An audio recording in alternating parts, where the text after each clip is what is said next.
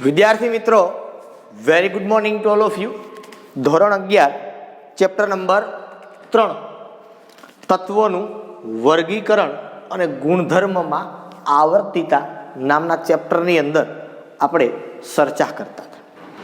તમને કદાચ ખબર હશે કે આગળના લેક્ચરની અંદર આપણે અડધું ચેપ્ટરની પૂર્ણાહુતિની વાત કરી હતી મેં તમને, કે આપણે અડધું કામ કરી ગયા ચેપ્ટરના નામ ઉપરથી. તત્વોનું વર્ગીકરણ છે એ આપણે જોયું, 4 વિભાગમાં થાય, એમાં સમૂહમાં, આવર્તમાં, બરોબર. પછી ધાતુ અધાતુની વાત કરી હતી ખાસ નેક્સ્ટ લેક્ચરની અંદર. આપણે ધાતુ કોને કહેવાય, અધાતુ કોને કહેવાય, રણકાર ઉત્પન્ન કરે, તણાવનો ગુણધર્મ ધરાવે, ટીપાઉપણાનો ગુણધર્મ ધરાવે, વીજ સુવાહકો હોય, ઉષ્માના સુવાહકો હોય, ગલન બિંદુ ઉત્કલન બિંદુ ઊંચા હોય, બરોબર. સમૂહમાં ઉપરથી નીચે જઈ તો ધાત્વીય ગુણધર્મ વધે. આ બધે કરતાં ઉલટું અધાતુની અંદર હોય, બરોબર. અર્ધધાતુ છે એ સર્પાકારની અંદર જોવા મળે, સિલિકોન છે, જર્મેનિયમ છે, બરાબર. એ બધાની અંદર આપણે વાત કરી હતી, બરાબર. તો અને એ ઉપરાંત ખાસ આપણે બીજા એક નવા ટોપિક ઉપર પણ આગળના લેક્ચરની અંદર ગયા હતા કે ભાઈ ભૌતિક ગુણધર્મની અથવા તો ભૌતિક ગુણધર્મમાં ખાસ આવર્તી વલણની વાત કરી હતી. 5 ભૌતિક ગુણધર્મ આપણે જોવાના હતા, વેરી ઇમ્પોર્ટન્ટ છે. 5 ગુણધર્મ, બરોબર. પરમાણવીય ત્રિજ્યા, આયનીય ત્રિજ્યા, આયનીકરણ એન્થાલ્પી, ઇલેક્ટ્રોન પ્રાપ્તિ એન્થાલ્પી અને વિદ્યુત ઋણતા. આ 5 પરિબળો ભૌતિક ગુણધર્મની વાત છે. રાસાયણિક ગુણધર્મની પણ આપણે ચર્ચા કરવાના છીએ, પણ એમાંથી પહેલાં ભૌતિક ગુણધર્મની અંદર આવર્તી વલણ કેવી રીતે જોવા મળે. આવર્તી વલણ એટલે શું? તો કે આવર્ત કોષ્ટકમાં કયા પ્રકારનું વલણ એ આપણને જોવા મળે છે, એની ખાસ આપણે ચર્ચા આ ચેપ્ટરની અંદર કરવાના હતા. એમાંથી પહેલો જ જે ટોપિક છે, બરોબર, એ ટોપિકની આપણે ચર્ચા કરવી છે. શું? પરમાણવીય ત્રિજ્યા.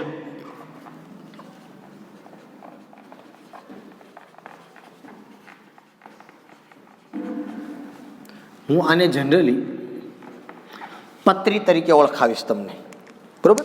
પરમાણવીય ત્રિજ્યા એટલે કે પત્રી, એટોમિક રેડિયસ. હવે પરમાણવીય ત્રિજ્યા એટલે તો શું? પહેલી વાત કે ભાઈ પરમાણુ જે છે એ કેવો છે? તો કે તમને ખબર છે પરમાણુ છે એ ગોળાકાર છે, દડા જેવો છે, અથવા તો તમે આમ જો એક્ઝેક્ટ ગોળો નથી પણ અંડાકાર આકાર છે. આપણે સમરફિલ્ડે કીધું હતું, મેં તમને એક વખત વાત કરી હતી, બરોબર, નીટના લેક્ચરની અંદર, કે ભાઈ સમરફિલ્ડ આવું કંઈક વાત કરી હતી, બરોબર. તો આ ગોળાકાર આકાર ધરાવે, તો ગોળ આકાર હોય એની પરમાણ્વીય ત્રિજ્યા કેમ માપવી, બરોબર? વર્તુળની ત્રિજ્યા તમે કેમ માપો?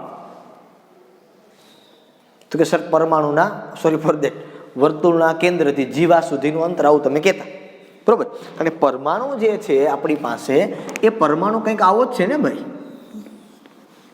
અહીંથી લઈ અને અહીં સુધીનું વર્તુળ. કે તમે શું કહો? વર્તુળના કેન્દ્રથી જીવા સુધીનું અંતર. પણ આપણી પાસે શું છે?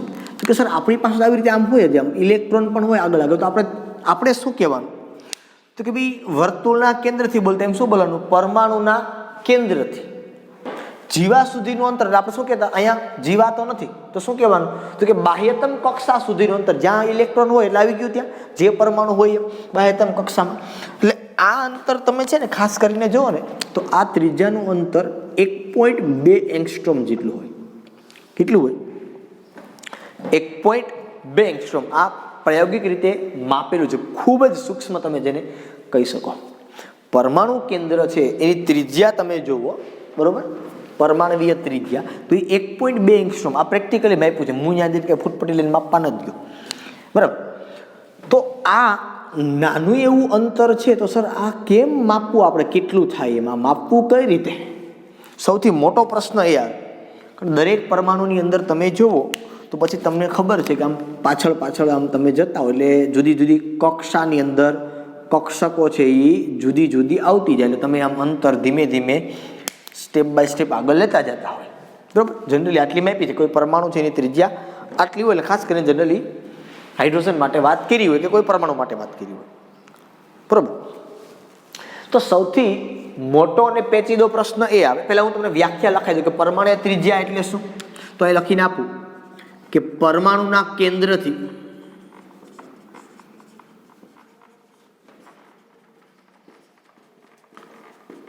બાહ્યતમ કક્ષા સુધીના અંતરને પરમાણવીય ત્રિજ્યા કહે છે. આ તમારી વ્યાખ્યા લખવાની છે, બરોબર? તમારી રીતે લખી લે. તો હવે મોટો પ્રશ્ન આપણી પાસે પેચીદો શું છે? સર, એક તો આપણે પરમાણુ દેખાતો નથી, હવે એમાં એના પરમાણુના કેન્દ્રથી બાહ્યતમ કક્ષા સુધી જોવો. હવે એક તો આ કક્ષકો આપણે દેખાતી નથી, બરાબર? તો સર માપવું કઈ રીતે? તો પહેલા પણ કીધું તો ફરી પાછો કહું છું કે વર્ણપટ દર્શકી જે પદ્ધતિઓ છે, સ્પેક્ટ્રોસ્કોપી, વર્ણપટ દર્શકી પદ્ધતિઓ, આ વર્ણપટ કેમ આપણે હાઇડ્રોજન પરમાણુ માટે ખબર વાત કરી હતી? હાઇડ્રોજન પરમાણુનો પરમાણવીય વર્ણપટની બધી વાત કરતા ને આપણે, બરાબર? ઉત્સર્જન વર્ણપટ, રેખા વર્ણપટ. એ વર્ણપટ દર્શકી પદ્ધતિના આધારે એક એવો રસ્તો નીકળી શકે કે એક સિંગલ પરમાણુ તો ન માપી શકાય, પણ બે પરમાણુ ભેગા હોય, એ બે પરમાણુ ભેગા હોય એનું આપણે માપી લઈએ અને પછી એનું અડધું કરી નાખીએ એટલે એક પરમાણુનું થાય. કારણ કે બે પરમાણુ ભેગા હોય એટલે એકબીજા નજીક નજીક જ હોય, બરોબર? હવે એનું અડધું તમે કરી નાખો તો એ અડધું તમે કરો તો એ અંતર તમે માપી શકો. દાખલા તરીકે અધાતુ હોય, અધાતુ, તો અધાતુમાં Cl2 અણુનું કે અણુની ત્રિજ્યા છે એ 198 પાઇકોમીટર લગભગ છે. એક્ઝેક્ટ હું કદાચ ખોટો ન હોય તો, પણ અધાતુની વાત કરીએ Cl એટલે આમાં શું હોય ખબર કે ભાઈ બે પરમાણુ આવી રીતે થયા. કેટલા પરમાણુ થયા? બે. આ પહેલો Cl, આ બીજો Cl, આ બે. હવે એણે અંતર કયું માપ્યું? 198. તો કે અહીંથી લઈ અને આ સુધી આ અંતર એને કેટલું મળ્યું? તો કે 198 પાઇકોમીટર. આટલું મળ્યું. હવે મારે એક જ Cl નું જોતું હોય તો હું લખી શકું કે Cl ની પરમાણુય ત્રિજ્યા ઇક્વલ ટુ 198 ભાગ્યા 2 એટલે 99 પાઇકોમીટર થયું. પણ આ જે ત્રિજ્યા છે એ આ બે Cl પરમાણુ છે એ એક એક ઇલેક્ટ્રોનની ભાગીદારીથી જોડાયેલા હોય. કેવી રીતે થાય તમને ચોથા ચેપ્ટરની અંદર વાત કરીશું. એક એક ઇલેક્ટ્રોનની ભાગીદારીથી જોડાયેલા હોય એટલે આ જે ત્રિજ્યા મળી ને આને સહસંયોજક ત્રિજ્યા કહેવાય. અને શું બોલાય? સહસંયોજક ત્રિજ્યા. આવી જ રીતે જો હું તમને વાત કરું તો તમને કીધું છે, એવું કીધું છે કે ધાતુમાં Cu કોપરની ત્રિજ્યા એ 256 પાઇકોમીટર છે. હવે ધાતુની ગોઠવણી કેવી હોય? ધાતુ છે એની ગોઠવણી કેવી હોય? તમને કદાચ જો યાદ હોય ને તો યાદ કરવાનો પ્રયત્ન કરજો. મેં તમને પહેલું ચેપ્ટર ભણાવ્યું ને એ પહેલા ચેપ્ટરની અંદર ધાતુની NaCl ની સ્ફટિક રચનાની વાત કરી હતી. શેની વાત કરી હતી મેં તમને? પહેલા જ ચેપ્ટરની અંદર ધાતુ છે ને એની સ્ફટિક રચનાની, NaCl ની, ખાસ ધાતુની તો નહીં પણ NaCl ની સ્ફટિક રચનાની વાત કરી હતી. ત્યારે મેં તમને સૂત્ર દળ ભણાવતો હતો. હું ભણાવતો હતો તમને? હું સૂત્ર દળ. પરમાણુ હોય તો પરમાણવીય દળ, અણુ હોય તો આણવીય દળ, એમ અમુક પદાર્થ હોય ને કે જે એકબીજા જોડાયેલા હોય, ઘન પદાર્થ ખાસ, એનું સૂત્ર દળની વાત કરી હતી. ત્યારે મેં તમને કંઈક આવી રચના છે ને એ શીખવાડી હતી. તમને આગળ યાદ આવશે, હું દોરી દઈશ. એટલે આવું મેં તમને NaCl માટે સમજાવ્યું હતું. કદાચ જો તમને યાદ આવે તોની વાત છે. આ બધું તો એવું છે પાછું, બરોબર? આવી રીતે મેં તમને ચર્ચા કરાવી હતી, કદાચ જો યાદ હોય તો. આવું કંઈક દોરી અને મેં તમને આપ્યું હતું. એની અંદર હું તમને કહેતો હતો કે અહીંયા બધી જગ્યા ઉપર માનો કે એક Cl હોય તો બીજો Na હોય ને આવું કહેતો હતો હું તમને. એક ત્રીજો અહીંયા હોય ને અહીંયા હોય, આ બધી વાત મેં તમને કીધેલી હતી. આવું મેં તમને દોરીને બતાવ્યું હતું ત્યારે, જે તે સમય ઉપર, બરોબર? આશા રાખું કે તમને આ યાદ હશે. તો ધાતુની રચના છે ને કંઈક આવી જ હોય. મેં તમને NaCl ની દર્શાવી હતી. ધાતુની રચના કંઈક આવી જ હોય અને આ પરમાણુ ને આ પરમાણુ એટલે આ બે પરમાણુ છે ને એ આવી રીતે એકબીજા સાથે, આ બધે પરમાણુ આમ જ હોય, આવી રીતે એકબીજાને ગોઠવાયેલા હોય. પણ આ ધાતુની રચના છે, આ અધાતુની છે. આમાં ખાલી બે જ હોય, આમાં ઘણા બધા હોય. આવી રીતે આ એક દોર્યું ને આવા ઘણા બધા, બાજુ બાજુ ઘણા બધા હોય, અસંખ્ય. અને ધાતુ છે એ સખત હોય ને પરમાણુ એકબીજાની ખૂબ જ, આ પરમાણુ પણ એકબીજાને આમ આવી રીતે આમ એકબીજાને આમ અડેલા જ હોય બધા. હું તમને દોરી તો વ્યવસ્થિત નથી શકતો, પણ આ બધાય પરમાણુ જેમ એકબીજાને નજીક નજીક હોય, એટલા માટે સખત હોય. ધાતુ છે હંમેશા કેવું હોય? સખત હોય. એનું કારણ જ માત્ર આ છે, બરોબર? તો આ ધાતુના જે બે પરમાણુ થયા કોપરના, તો એક કોપરની પરમાણુ થયા 256, બરોબર? તો કોપર પરમાણુની ત્રિજ્યા, હું એ લખું પરમાણુની ત્રિજ્યા, આ પરમાણુ ત્રિજ્યા એટલે પરમાણુ નથી, પણ આ કોપરનું સ્પષ્ટપણે કર્યું તો 256. અહીંયા ભાંગ્યા 2 એટલે મારા ખ્યાલથી 128 પાઇકોમીટર થાય. 28 દુ 56. ઓકે, બરાબર. તો કહેવાનો મતલબ એ થયો કે આમાં તો આ ધાતુ છે એટલે આ આવડું મોટું હોય. આ એકની જ વાત કરી. તો આ જે ત્રિજ્યા છે ને આને ધાત્વીય ત્રિજ્યા કહેવાય. શું કહેવાય આને?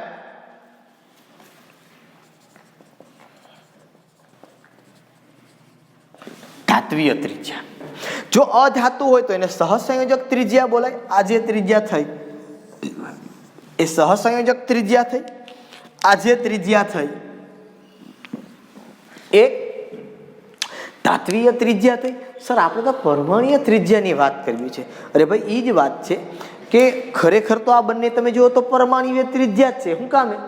તો કે પરમાણુની ત્રિજ્યા છે. એકલા પરમાણુની ત્રિજ્યા પ્રેક્ટિકલી જનરલી તમે જોવા જાઓ તો માપી શકાતી નથી. પરંતુ અધાતુ હોય તો એ પરમાણુ ત્રિજ્યા છે અધાતુની, અણુની ત્રિજ્યા એનું અડધું તમે કરો એટલે એ તમને ત્રિજ્યા મળે. સેમ ધાતુમાં તમે એવું કરો તો તમને એ ત્રિજ્યા છે એ મળે. કારણ કે ખરેખર તમે આમ જો તો આ અંતર છે એ ત્રણેયનું ભેગું છે. આ ત્રણેય પરમાણુ અહીંયા જો આ ત્રણેય પરમાણુ એકબીજાની હારે આવી રીતે આમ જોડાયેલા જ હોય. આ પરમાણુઓ છે ને, આ પરમાણુઓ એ આવી રીતે એકબીજા હારે ગોઠવાયેલા જ હોય. અને આ છે અંતર જે આપેલું છે ને, તમે જુઓ તો તમને ખબર પડશે. હવે આ ખરેખર આ ત્રણેયની પરમાણુની ત્રિજ્યા જ છે, બરોબર? પણ આપણે બે બે અણુ જનરલી લેવાના હોય, કારણ ત્રણ ભેગા ન લેવાના હોય. કારણ કે મેં તમને એક વખત સમજાવ્યું હતું કે આટલો કટકો આવા 8 કટકા આની અંદર હોય. પેલા ચેપ્ટરની અંદર મેં તમને આવી વાત કરી હતી, બરોબર? કે આ તમે જુઓ એટલે આવા 8 કટકા આની અંદર છુપાયેલા હોય, બરોબર? તો કહેવાનો મારો આખો મતલબ એ છે કે જનરલી એવું કહેવામાં આવે છે કે અધાતુ અણુ હોય તો સહસંયોજક ત્રિજ્યા અને ધાતુ અણુ હોય તો ધાત્વીય ત્રિજ્યા. અર્ધધાતુની વાત કરવાની નથી કહેતો, કોઈ પણ ચાલે. તો આ બેને સહસંયોજક ત્રિજ્યા અને ધાત્વીય ત્રિજ્યા નામ આપવાને બદલે એક નામ આપવામાં આવ્યું. શું? તો કે પરમાણ્વીય ત્રિજ્યા. શું નામ આપવામાં આવ્યું આનું? પરમાણ્વીય ત્રિજ્યા. આવું નામ છે એ આપવામાં આવ્યું. અને આ બધી વસ્તુઓ છે એ મેં તમને હમણાં કીધું એમ, બરોબર? કે વર્ણપટ દર્શકી પદ્ધતિને આધારે આ બધી જે વેલ્યુ આપણે લખીએ છીએ એ વર્ણપટ દર્શકી પદ્ધતિને આધારે આ બધી વેલ્યુઓ છે, કિંમતો છે એ નક્કી કરવામાં આવેલી છે, બરોબર? અને એટલા માટે હવે આપણે દરેકને જુદું જુદું નામ ન આપતા, અધાતુ અણુ માટે સહસંયોજક ત્રિજ્યા અને ધાતુ માટે ધાત્વીય ત્રિજ્યા, આવા જુદા જુદા નામ ન આપતા બંનેને એક જ નામથી બોલાવશું ને જેનું નામ આપણે શું આપ્યું? પરમાણ્વીય ત્રિજ્યા.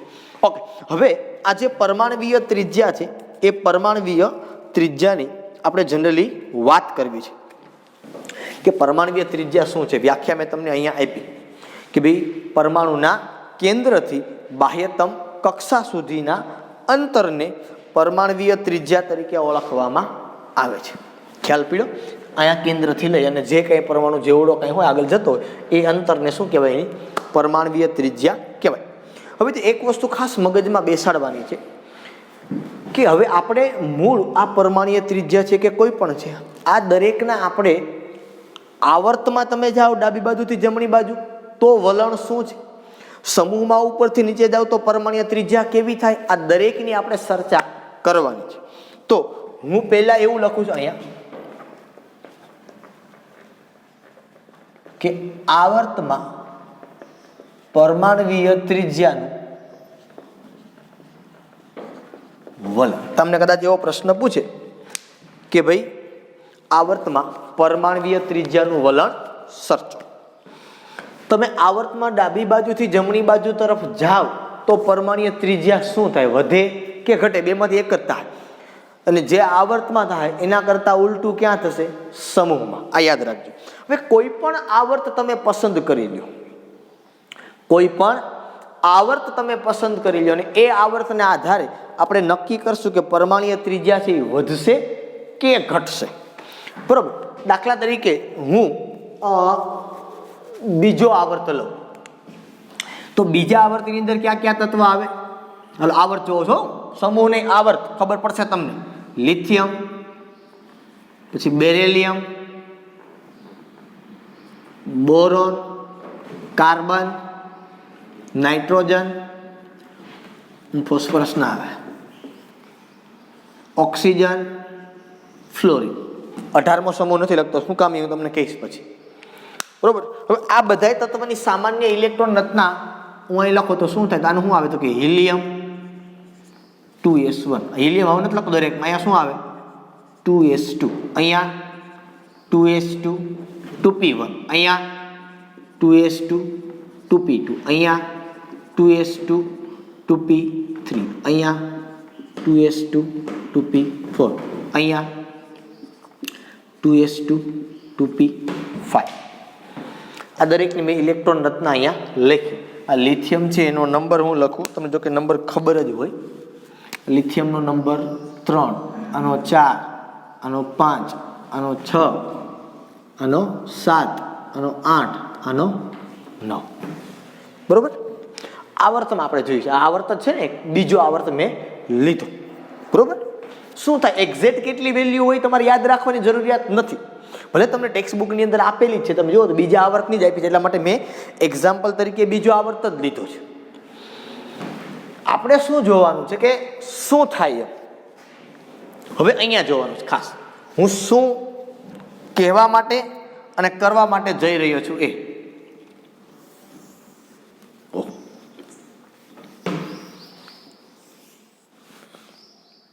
આ પરમાણુનું કેન્દ્ર છે. અહીંથી આ બધી કક્ષકો છે, તમને ખબર જ છે. આપણે આવી અવારનવાર ચર્ચાઓ કરેલી જ છે. ઓકે, બહુ દૂર નથી જતો એટલે નજીકમાં રહું છું. બરાબર. અહીંયા 2s થી છે એટલે હું ચાલુ છું. કોણ હોય? 2s અને 2p બે જ છે, કે બીજું કોઈ નથી, એટલે હું આગળ જતો નથી. પછી આપણે આગળ જશું. ઓકે. હવે તમારે શું વિચારવાનું છે કે શું કહેવાનું? સર ઓકે, આપણે 3 નંબરના લિથિયમમાં હવે તમને ખબર છે કે આ બધા પરમાણુ છે. એટલે પરમાણુ હોય એટલે ઇલેક્ટ્રોનની સંખ્યા એટલી જ હોય જેટલી પ્રોટોનની હોય. આયન હોય તો બદલે. ખબર ને, આપણે કહેતા કે ભાઈ ઇલેક્ટ્રોનને પરમાણ્વીય ક્રમાંક બરાબર પ્રોટોનની સંખ્યા, અને તટસ્થ પરમાણુ હોય તો ઇલેક્ટ્રોનની સંખ્યા. તટસ્થ પરમાણુ છે આ બધા, એ કોઈ ઉપર વીજભાર નથી. અહીંયા સીધા 3 છે એટલે હું શું લખું? પહેલાં તો અહીંયા 3 ટપકા દર્શાવું. આ ત્રણેય શું છે અંદર હું દર્શાવું છું જનરલી, એટલે પ્રોટોન થયા 3. ઇલેક્ટ્રોન કેટલા? તો કે 3. એક તો હિલિયમના, એટલે 1s ની અંદર હું લખી નથી મેં, 2s માં સીધો 1 લખું. અહીંયા ઇલેક્ટ્રોન 3 હોય જ અહીંયા, આને 1s કીધું છે મેં એટલે એ લખતો નથી. હિલિયમ અંદર આવી ગયા, નિષ્ક્રિય થઈ જાય. પછી શું થયું? તો કે પછી નંબર આવ્યો 4, હજી એક પ્રોટોન વધ્યું. હવે સમજો, અહીંયા પ્લસ વીજભાર વધે છે અને અહીંયા માઇનસ વીજભાર આવે છે, એટલે પાછો ઇલેક્ટ્રોન ક્યાં આવ્યો? તો કે પાછો ઇલેક્ટ્રોન આ 2s માં આવ્યો. જો બીજું, હવે પાછો એક પ્રોટોન વધે છે, તો હવે ઇલેક્ટ્રોન ક્યાં જાય છે? 2s ભરાઈ ગયેલા, હવે ક્યાં ગયું ઇલેક્ટ્રોન? તો કે 2p માં. પાછો પ્રોટોન વધ્યો તો પાછો ઇલેક્ટ્રોન ક્યાં ગયો? તો કે પાછો 2p માં. પાછો ઇલેક્ટ્રોન વધ્યો, સોરી પ્રોટોન વધ્યો, તો પાછો ઇલેક્ટ્રોન ક્યાં ગયો? 2p માં. સમજો આખી રચનાને. પાછો ઇલેક્ટ્રોન વધ્યો તો પાછો પ્રોટોન ક્યાં ગયો? તો કે 2p માં. પાછો ઇલેક્ટ્રોન વધ્યો તો પાછો ક્યાં ગયો? તો કે પાછો એ 2p માં ગયો. શું થયું સર? પૂરું થઈ ગયું. અમે કેમ ખબર પડી વધે કે ઘટે? શું થાય સમજાવો. અહીંયા તમે જુઓ તો ખરેખર આ કક્ષા તો એક જ છે ને.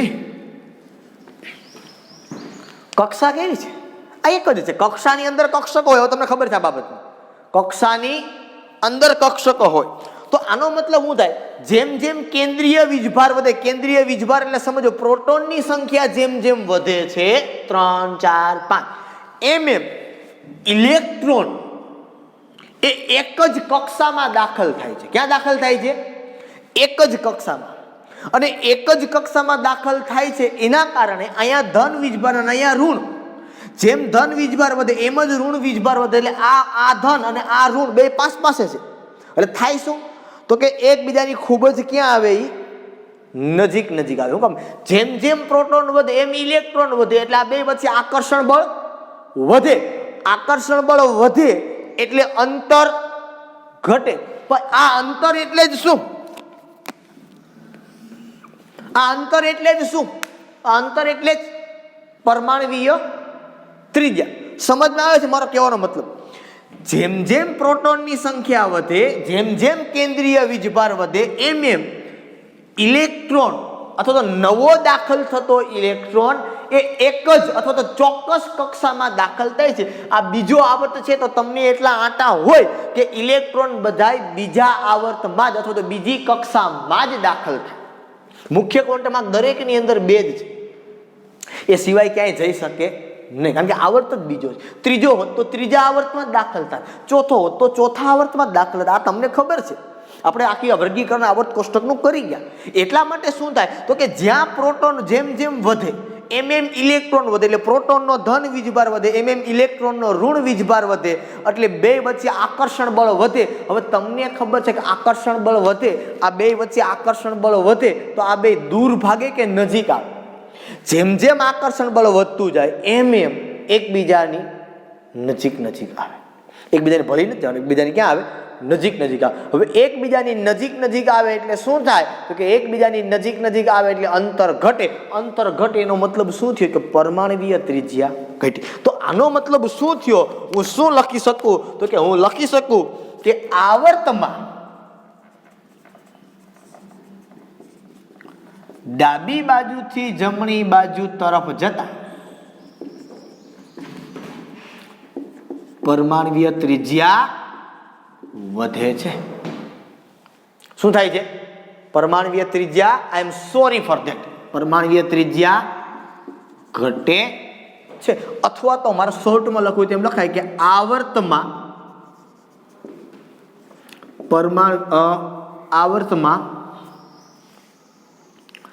પરમાણવીય ત્રિજ્યા,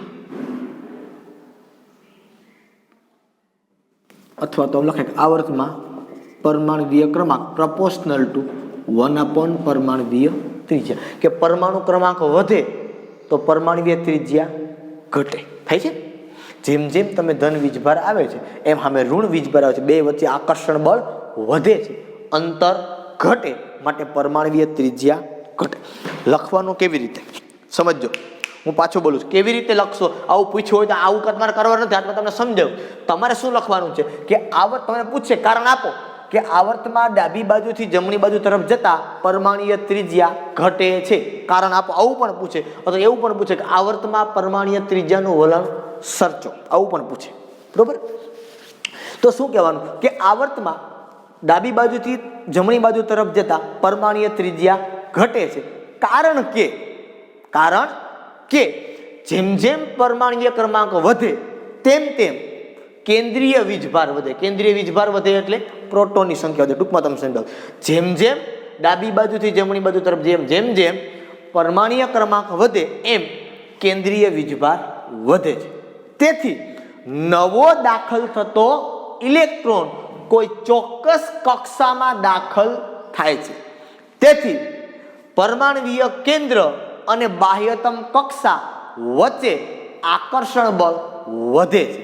તેથી અંતર ઘટે, માટે પરમાણવીય ત્રિજ્યા ઘટે છે. Is it clear? ફરી પાછું કહું છું, આવર્તમાં ડાબી બાજુથી જમણી બાજુ તરફ જતા પરમાણવીય ત્રિજ્યા ઘટે છે, કારણ કે આવર્તમાં ડાબી બાજુથી જમણી બાજુ તરફ જતા પરમાણવીય ક્રમાંક વધે છે. તેથી કેન્દ્રીય વીજભાર વધે, માટે તેથી નવો દાખલ થતો ઇલેક્ટ્રોન કોઈ ચોક્કસ, આ શબ્દ ખાસ વાપરવાનો, કોઈ ચોક્કસ નવી કક્ષામાં દાખલ થાય છે. માટે પરમાણુ કેન્દ્ર અને બાહ્યતમ કક્ષા વચ્ચે આકર્ષણ બળ વધે, માટે અંતર ઘટે છે. તેથી આવર્તમાં ડાબી બાજુથી જમણી બાજુ તરફ જતા પરમાણુય ત્રિજ્યા ઘટે છે. એટલે આ દરેક પ્રશ્નના જવાબ છે હું તમને PDF સ્વરૂપે સેન્ડ કરાવી દઈશ, પણ છતાં તમને ખ્યાલ હોવો જોઈએ. એક સિમ્પલ એક્ઝામ્પલ દ્વારા સમજાવું કે સર આવર્તમાં પરમાણુય ત્રિજ્યા કેમ ઘટે. સમજો કે તમે અહીંયા ઊભા છો, તમારી સામે આલિયા ભટ્ટ આવીને ઊભી રહે છે. સમજો આ એક્ઝામ્પલને. તમારી બાજુમાં તમારો મિત્ર ઊભો છે, આલિયા ભટ્ટની બાજુમાં કેટરીના કૈફ ઊભી રહે છે. તમારી બાજુમાં તમારો ત્રીજો મિત્ર ઊભો રહે છે, એની બાજુમાં શ્રદ્ધા કપૂર ઊભી રહે છે. તમારી બાજુમાં તમારો ચોથો મિત્ર ઊભો રહે છે, એની બાજુમાં જેક્વેલિન ફર્નાન્ડીસ ઊભી રહે છે. તો તમે સમજો કે તમે મિત્રો છો, એ પરમાણુનું કેન્દ્ર છે, ઓલી હિરોઈનો છે, આલિયા ભટ્ટ છે, બરાબર, જેક્વેલિન ફર્નાન્ડીસ છે, કેટરીના કૈફ છે, આ બધી ઇલેક્ટ્રોન છે. તો તમે મને એ કહો કે પરમાણુ કેન્દ્ર અને ઇલેક્ટ્રોન વચ્ચેનું અંતર ઘટે કે વધે? શું થાય? મગજમાં બેસે છે આખી વસ્તુ હું જે કહું એમ. કારણ કે કેન્દ્ર પાસે ધન વીજભાર છે, ઇલેક્ટ્રોન પાસે ઋણ વીજભાર છે. જેમ જેમ ધન વીજભાર વધે એમ એમ આકર્ષણ બળ વધે. આકર્ષણ બળ વધે એટલે અંતર ઘટે, અને અંતર ઘટે, ધેટ્સ ઇટ. અંતર એ જ છે કે પરમાણુના કેન્દ્રથી બાહ્યતમ કક્ષા સુધીના અંતરને પરમાણુય ત્રિજ્યા કહેવાય. આ તમને સીધી સિમ્પલ લીટીમાં ખબર પડી ગઈ. Is it clear? મગજમાં બેસે છે તમને? બરાબર છે, ઓકે. ચાલો, તો આ એક બીજી યાદ રાખવાનું છે. એકદમ સિમ્પલ વસ્તુ, એકદમ સિમ્પલ છે, પણ ખાસ યાદ રાખજો, સમજવાની છે. જો સમજશો નહીં તો નહીં ખબર પડે, અને એની અવારનવાર આપણે જરૂર પડશે કે ઘટે કે વધે, વધે ઘટે, શું થાય. હવે બીજી વાત કરીએ આપણે આની નાની અંદર કે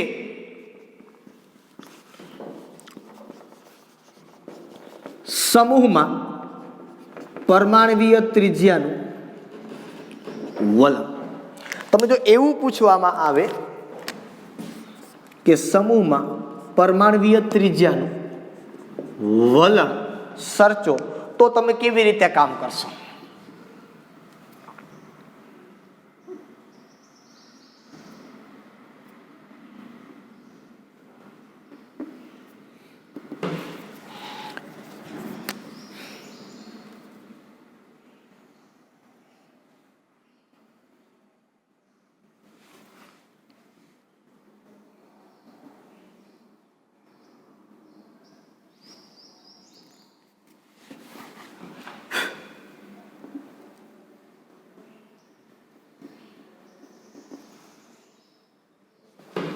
ઓકે, તમે કોઈ પણ આવર્ત લઈ શકો. એક્ઝામ્પલ માટે કોઈ પણ સમૂહ લઈ શકો. હું તમને જે આવડતો હોય એની જ વાત કરું છું. એટલે હું સમૂહ નંબર 1 લઉં છું. કયો?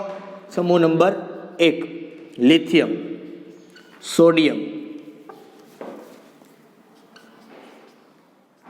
પોટેશિયમ, રૂબિડિયમ, સીઝિયમ અને ફ્રાન્સિયમ. બરોબર? આ દરેકની ઇલેક્ટ્રોન રચના તમને ખબર હોય, બરોબર?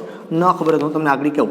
આનો નંબર છે કેટલો થાય? લિથિયમનો 3, આનો 11, આનો 19, આનો 37, આનો લગભગ થાય 55 ને આનો થાય 87. આ કેમ કર્યું તમને ખબર ને? મેં આગળ કીધું ખબર, આમાં 2 ઉમેરો, આમાં 8, આમાં પાછા 8, પછી આમાં 18, પછી આમાં 18 અને પછી આમાં ઉમેરો 32, એટલે તમને પરમાણુ ક્રમાંક મળી જાય.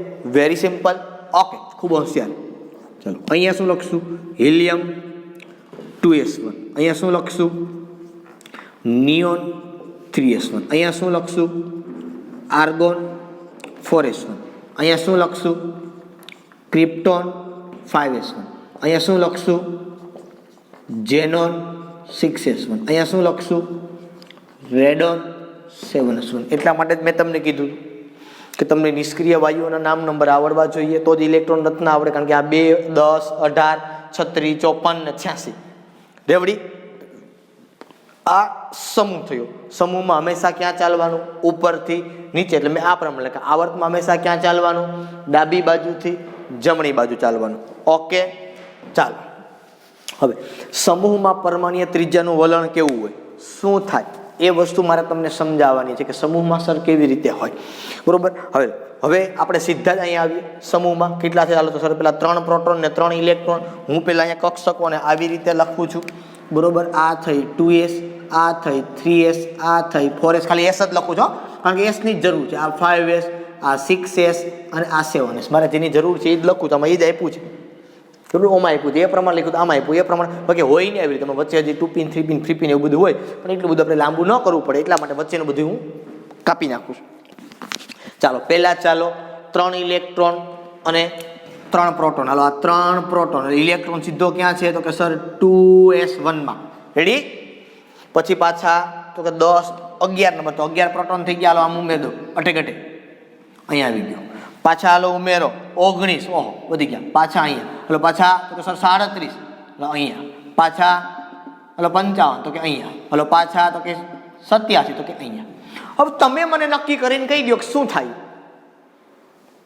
તમે મને નક્કી કરીને કહો કે શું થાય કે આ પેલું જે આવ્યું એ લિથિયમનું આવ્યું, 2s માં આવ્યું, 3s માં આવ્યું, સોડિયમનું આવ્યું, 4s માં આવ્યું, એ પોટેશિયમ, રૂબિડિયમ, સીઝિયમ ને ફ્રાન્સિયમ. ખબર પડી? તો તમે જોઈને સીધી ખબર પડે સર પરમાણુ ત્રિજ્યા વધે સમૂહમાં ઉપરથી નીચે તરફ જાતો, હું કામ? બરાબર. તો શું કહેવાનું કે અહીંયા પણ સેમ લખવાનું શું, તમે પહેલા આવું લખી દો ખાલી સામાન્ય રીતે, બરોબર. કે સમૂહમાં ઉપરથી નીચે જતા પરમાણ્વીય ત્રિજ્યા વધે. અથવા તો આમ લખવાનું કે સમૂહમાં પરમાણ્વીય ક્રમાંક પ્રપોર્શનલ ટુ પરમાણ્વીય ત્રિજ્યામાં ઘટે ને આમાં વધે એટલે પ્રપોર્શનલ થઈ ગયું. Very simple. ચાલો હવે શું જોવાનું છે કે સમૂહમાં તમે નીચે જાઓ તો શું થાય? સર પરમાણ્વીય ક્રમાંક વધે તો લખવાનું પહેલા કે સમૂહમાં ઉપરથી નીચે તરફ જતા પરમાણ્વીય ક્રમાંક વધે. હવે પરમાણ્વીય ક્રમાંક એટલે પ્રોટોનની સંખ્યા, એટલે શું કહેવાનું કે જેમ જેમ પરમાણ્વીય ક્રમાંક વધે તેમ તેમ કેન્દ્રીય વીજભાર વધે છે, બરોબર. જેમ જેમ કેન્દ્રીય વીજભાર વધે એમ એમ નવો દાખલ થતો ઇલેક્ટ્રોન એ દર વખતે નવી કક્ષામાં ઉમેરાય છે. નવો દાખલ થતો ઇલેક્ટ્રોન દર વખતે નવી કક્ષામાં ઉમેરાય. કક્ષા શબ્દ વાપરું છું, બરોબર. નવો દાખલ થતો ઇલેક્ટ્રોન નવી કક્ષામાં ઉમેરાય છે, માટે પરમાણુના કેન્દ્રથી બાહ્યતમ કક્ષા સુધીનું અંતર વધે છે. અથવા તો શું કહેવાનું, પરમાણુના કેન્દ્રથી બાહ્યતમ કક્ષા વચ્ચે આકર્ષણ બળ ઘટે છે. આકર્ષણ બળ ઘટે એટલે કેન્દ્રથી અંતર વધે, અને કેન્દ્રથી અંતર વધે એટલા માટે પરમાણ્વીય ત્રિજ્યા વધે છે. એટલા માટે શું થાય? પરમાણ્વીય ત્રિજ્યા વધે છે, બરોબર. આ સીધી અને એક સિમ્પલ વાત થઈ તમને. અને બીજી એક વસ્તુ હંમેશા યાદ રાખવાની કે જો આવર્તમાં વલણ વધતું હોય તો સમૂહમાં ઘટે, જો આવર્તમાં ઘટતું હોય તો સમૂહમાં હંમેશા આંખું બંધ કરીને કહેવાનું વધે. પણ કારણ જો આપને પૂછે તો આપણે હેરાન થઈ જઈએ. તમને એવું પણ પૂછે કે પરમાણ્વીય ત્રિજ્યાનું વલણ સર્ચો, તો તમારે બેયમાં ચર્ચા કરવી પડે, આવર્તમાં અને સમૂહમાં. જો વેરી ઇમ્પોર્ટન્ટ છે બંને. આવર્તમાં પણ તમારે ચર્ચા કરવી પડે અને તમારે સમૂહમાં પણ ચર્ચા કરવી પડે. કોઈ એક જગ્યાએ તમે ચર્ચા કરો તો એ ન ચાલે. એટલે બંને બહુ ઇમ્પોર્ટન્ટ છે. આ બાબતનું ખાસ તમારે ધ્યાન રાખવાનું છે, બરોબર. જો આપણે આવર્તની અંદર કહીએ તો સીધું ફરી પાછું હજી એક વખત કહી દઉં, કારણ કે ઇમ્પોર્ટન્ટ છે. આ 5 ગુણધર્મ આપણે જોવાનું, બરોબર. તો શું કહેવાનું કે આવર્તમાં ડાબી બાજુથી જમણી બાજુ જઈએ. પહેલા શું કહેવાનું તો કે આવર્તમાં ડાબી બાજુથી જમણી બાજુ જવાનું પરમાણ્વીય ક્રમાંકો વધે છે. પરમાણ્વીય ક્રમાંક વધે એટલે કેન્દ્રીય ધન વીજભાર વધે, અથવા તો કેન્દ્રીય વીજભાર વધે, બરોબર. અને નવો દાખલ થતો ઇલેક્ટ્રોન આવર્ત હોય તો શું કહેવાનું, નવો દાખલ થતો ઇલેક્ટ્રોન કોઈ ચોક્કસ કક્ષામાં દાખલ થાય છે, માટે પરમાણુનું કેન્દ્ર અને બાહ્યતમ કક્ષાના ઇલેક્ટ્રોન વચ્ચે આકર્ષણ બળ વધે, માટે પરમાણ્વીય ત્રિજ્યા અથવા તો પરમાણુ કેન્દ્ર અને બાહ્યતમ કક્ષા વચ્ચેનું અંતર ઘટે, માટે પરમાણ્વીય ત્રિજ્યા ઘટે. સમૂહમાં આવે તો એમાં પણ પેલા જ વાત કરવાની કે સમૂહમાં ઉપરથી નીચે તરફ જતા પરમાણ્વીય ક્રમાંક વધે છે, તેથી કેન્દ્રીય વીજભાર વધે, માટે તેથી નવો દાખલ થતો ઇલેક્ટ્રોન ચોક્કસ કક્ષામાં નવો દાખલ થતો ઇલેક્ટ્રોન નવી કક્ષામાં ઉમેરાય છે, માટે પરમાણુનું કેન્દ્ર અને બાહ્યતમ કક્ષાના ઇલેક્ટ્રોન વચ્ચે આકર્ષણ બળ ઘટે છે, માટે પરમાણુ કેન્દ્ર અને બાહ્યતમ કક્ષાના ઇલેક્ટ્રોન વચ્ચે અંતર વધે, તેથી પરમાણુવીય ત્રિજ્યા વધે છે. તમને સ્પષ્ટપણે બરોબર આવર્ત અને સમૂહ બંને માટે વેલ્યુઓ છે એ લખી અને આપવામાં આવેલી છે. એટલે તમને ન સમજાતો આલેખ સ્વરૂપે પણ તમને એની અંદર દર્શાવેલું છે કે કેવી રીતે ત્રિજ્યાઓ છે એ આપવામાં આવે. હવે ખાસ એક બાબત એ છે કે સર સમૂહ નંબર 18 નો આપણે ઉપયોગ કેમ ન કર્યો? અહીંયા આવર્તમાં લીધું તો કેમ ન ગયા? અહીંયા આપણે બીજા આવર્તની વાત કરી, એમ ત્રીજાની કરી શકો, ચોથાની, પાંચમાની, દરેકની. તો સર અહીંયા આપણે કેમ ન લીધું? તો કે ભાઈ જનરલી સમૂહ નંબર 18 માટે વાન ડર વાલ્સ ત્રિજ્યા છે એને લેવામાં આવે. શેને લેવામાં આવે? વાન ડર વાલ્સ ત્રિજ્યા. બરોબર, કેમાં સહસંયોજક ત્રિજ્યા હતી, ધાત્વીય ત્રિજ્યા, એમ એના માટે સ્પેસિફિક વાન ડર વાલ્સ ત્રિજ્યા હોય. કારણ તો કે એની અષ્ટક પૂર્ણ થઈ જાય છે, બરોબર, એટલા માટે સ્પેસિફિક છે થોડું એવું. વાન ડર વાલ્સ ત્રિજ્યા શું છે એ ચોથા ચેપ્ટરમાં તમને ખબર પડશે, બરોબર, કારણ કે અણુ વચ્ચેનું આકર્ષણ બળ છે.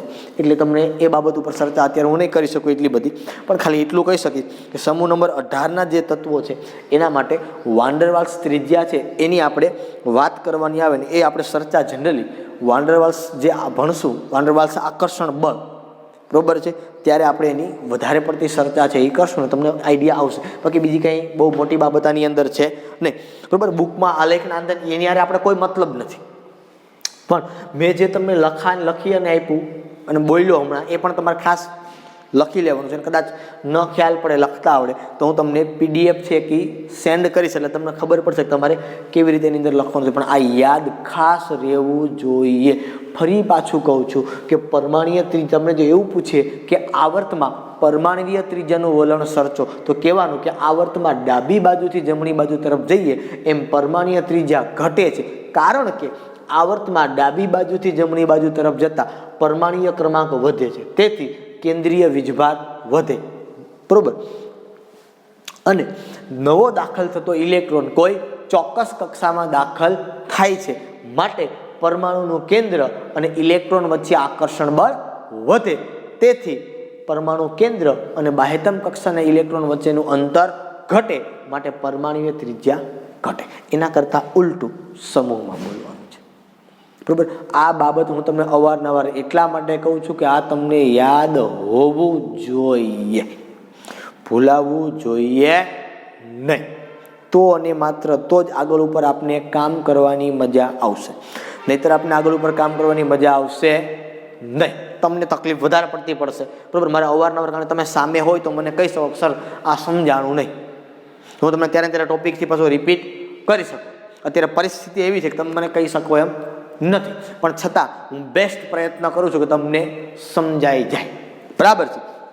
ચાલો, બીજી સાથે સાથે હજી આપણે બાકીના 4 ગુણધર્મ છે એ 4 ગુણધર્મનો હજુ આપણે અભ્યાસ છે એ કરવાનો છે. એ 4 ગુણધર્મનો અભ્યાસ કેવી રીતે કરશું ને અંતે એ બીજી જે બાબતો છે એની ચર્ચા આપણે નેક્સ્ટ લેક્ચરની અંદર કરશું. નેક્સ્ટ એટલા માટે આપું છું કારણ કે આ થોડીક તમને સમજૂતી મળી જાય, કારણ કે આના જેવું આયનીય ત્રિજ્યાના જેવું જ છે, કંઈ મોટી બાબત નથી, પણ તમને વ્યવસ્થિત રીતે સમજાઈ જાય એટલા માટે એક નેક્સ્ટ લેક્ચર આપું તો તમને એક દિવસથી વચ્ચે મળી જાય. ખાસ એ હેતુ માટે તમને નેક્સ્ટ બાકી એટલો બધો સમય હજી પણ થયો નથી, પણ છતાં નેક્સ્ટ લેક્ચર તમને હું એટલા માટે આપું છું, ખાસ સમજો આ બાબતને. હા, 1 આવડશે એટલે પછી પાછળની તમને કન્ટિન્યુઅસ લાઈન છે એ થઈ જશે. ઓકે, અહીં સુધી આજ માટે રાખીએ. ફરી પાછા આપણે નવા લેક્ચરની અંદર મળશું. ત્યાં સુધી પાકું કરી લેવાનું છે, ખાસ છે, ભૂલવાનું નથી. ના સમજાય તો મને પાછું કહેજો, આપણે એ પ્રમાણે આગળ ઉપર કાર્ય કરશું. ઓકે.